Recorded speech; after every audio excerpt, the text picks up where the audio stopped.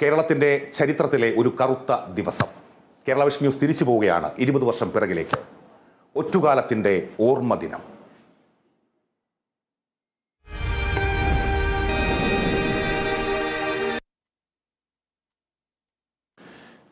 ചർച്ചയിൽ നമുക്കൊപ്പം ചേരുന്നത് നിരീക്ഷകൻ ശ്രീ സണ്ണി എം കപ്പിക്കാട്, ഒപ്പം രാഷ്ട്രീയ നിരീക്ഷകൻ ശ്രീ രാജൻ ജോസഫ് എന്നിവർ തത്സമയം നമുക്കൊപ്പം ഇനിയുള്ള മിനിറ്റുകളിൽ ഈ ചർച്ചയിൽ ചേരുമ്പോൾ കൊച്ചി സ്റ്റുഡിയോയിൽ നിന്ന് മാധ്യമപ്രവർത്തകൻ ശ്രീ രാജേഷ് തില്ലങ്കേരി.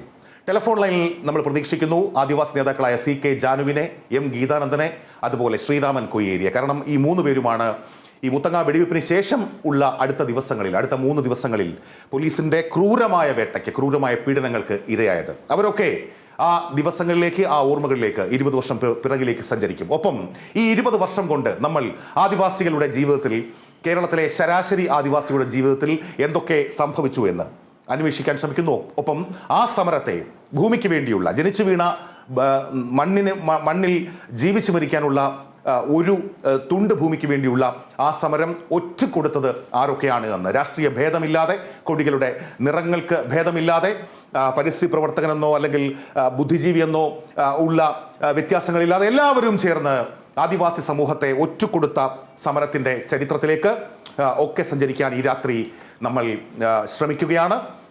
അതിഥികളിലേക്ക് വരുമ്പോൾ ആദ്യം കൊച്ചി സ്റ്റുഡിയോയിൽ നമുക്കൊപ്പം ശ്രീ രാജേഷ് തില്ലങ്കേരി. അദ്ദേഹം ആ സമയങ്ങളിലൊക്കെ മുത്തങ്ങ വെടിവയ്പ്പിൻ്റെ ആ സമരത്തിൻ്റെ ഒക്കെ പശ്ചാത്തലം വ്യക്തമായി അറിയാവുന്ന മാധ്യമപ്രവർത്തകനാണ്. ശ്രീ രാജേഷ് തില്ലങ്കേരി, നമുക്ക് 20 വർഷം പിറകിലേക്കാണ് പോകേണ്ടത്. ഒരു ഒറ്റുകാലമാണത്, ഒറ്റുകൊടുക്കലാണത്. കേരളത്തിലെ ആദിവാസികളെ, അവരുടെ ഭൂമിക്ക് വേണ്ടിയുള്ള സമരത്തെ ഒറ്റുകൊടുക്കപ്പെട്ട ആ നാളുകളിലേക്ക് അങ്ങ് ഒന്ന് തിരിച്ചു പോകാമോ ഈ രാത്രി? തീർച്ചയായും ഫിറോസ്, ഞാൻ ഈ കാലത്ത് ഉണ്ടായ ഈ വാർത്തകളെ ഞാൻ ഓർക്കുകയാണ്. അതായത്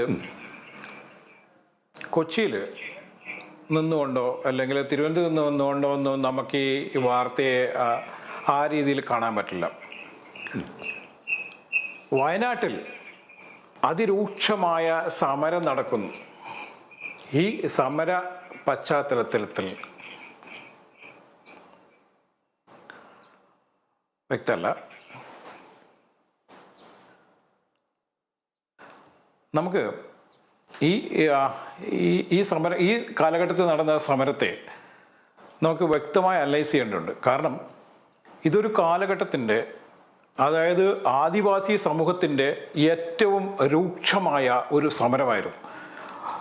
നമുക്ക് ജീവിക്കുവാനുള്ള അവകാശത്തിന് വേണ്ടി, അല്ലെങ്കിൽ ജീവിക്കുവാനുള്ള ഒരു ഭൂമിക്ക് വേണ്ടി ആദിവാസികൾ നടത്തിയ ഏറ്റവും ഐതിഹാസികമായ സമരമായിരുന്നു മുത്തങ്ങയിലേത്.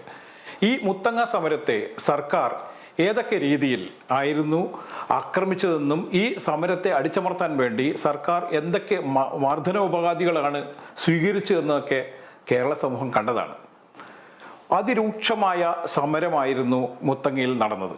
ഈ മുത്തങ്ങ സമരത്തെ പോലീസിനെ ഉപയോഗിച്ചുകൊണ്ട്, വലിയ രീതിയിൽ പോലീസിനെ ഉപയോഗിച്ചുകൊണ്ട് ഈ സമരത്തെ തകർക്കാൻ വേണ്ടി നടത്തിയ വലിയ സമരം, വലിയ ഈ രീതിയിലുള്ള, നമുക്ക് ഒരിക്കലും അതിനെ ഒരു തരത്തിലും വ്യാഖ്യാനിക്കാൻ പോലും പറ്റാത്ത രീതിയിലുള്ള വലിയ ഗൂഢാലോചനകളാണ് ഈ സമരത്തിൽ നടന്നത്.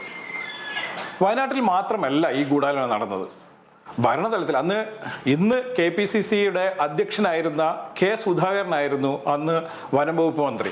ഈ വനം വകുപ്പ് മന്ത്രിയുടെ നേതൃത്വത്തിൽ അന്ന് ഈ സമരത്തെ തകർക്കാൻ വേണ്ടി നടന്ന വലിയ തരത്തിലുള്ള ഗൂഢാലോചനകളുണ്ട്. ഇതൊന്നും നമ്മൾ കാണാതെ പോകരുത്.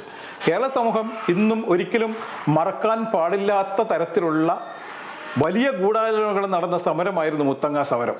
ഈ മുത്തങ്ങ സമരത്തിൽ യഥാർത്ഥത്തിൽ ഈ മുത്തങ്ങ സമരത്തെ തകർക്കാൻ വേണ്ടി നടത്തിയ ഗൂഢാലോചനകളൊന്നും ഇപ്പോൾ ചർച്ച ചെയ്യപ്പെടുന്നില്ല. അന്ന് മുത്തങ്ങ സമരത്തിൽ ആദിവാസികളായ ഒരുപാട് ആളുകൾ കൊല്ലപ്പെട്ടുവെന്നും നിരവധി പേരെ പഞ്ചസാരയിട്ട് കത്തിച്ചു എന്നൊക്കെ പറഞ്ഞ മുഖ്യമന്ത്രി, അന്നത്തെ പ്രതിപക്ഷ നേതാവായിരുന്ന VS അച്യുതാനന്ദൻ പിന്നീട് മുഖ്യമന്ത്രി ആയപ്പോൾ യഥാർത്ഥത്തിൽ ആദിവാസികൾക്ക് ഏതെങ്കിലും തരത്തിലുള്ള സൗജന്യങ്ങൾ നൽകിയോ, പിന്നീട് ഉണ്ടായ ഏതെങ്കിലും സർക്കാർ ആദിവാസികളുടെ ഭൂമി പ്രശ്നത്തിൽ കൃത്യമായി ഇടപെടലുകൾ നടത്തിയോ എന്ന് ചർച്ച ചെയ്യേണ്ട ഒരു സമയമാണിത്.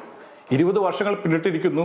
ഈ 20 വർഷത്തിനിടയിൽ ഏതെങ്കിലും തരത്തിലുള്ള ആദിവാസികൾക്ക് അനുകൂലമായൊരു നിലപാടുകൾ കേരളത്തിൽ ഉണ്ടായോ എന്ന് ചർച്ച ചെയ്യപ്പെടേണ്ട ഒരു സമയമാണ് ഫിറോസ് ഇത്.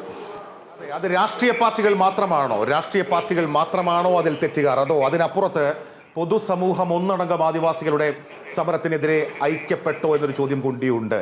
ഇക്കാര്യങ്ങളൊക്കെ വിശദമായി പഠിച്ചിട്ടുള്ള നിരീക്ഷിക്കുന്ന ശ്രീ സണ്ണി എം കപ്പിക്കാട്, അങ്ങേക്ക് എന്തു തോന്നുന്നു? എന്താണ് ശരിക്കും 20 വർഷം മുമ്പ് ആ സമരത്തോട് നമ്മുടെ കേരളത്തിൻ്റെ പൊതുസമൂഹത്തിനുണ്ടായ ഒരു സമീപനം എന്തായിരുന്നു ശ്രീ സണ്ണി എം കപ്പിക്കാട്?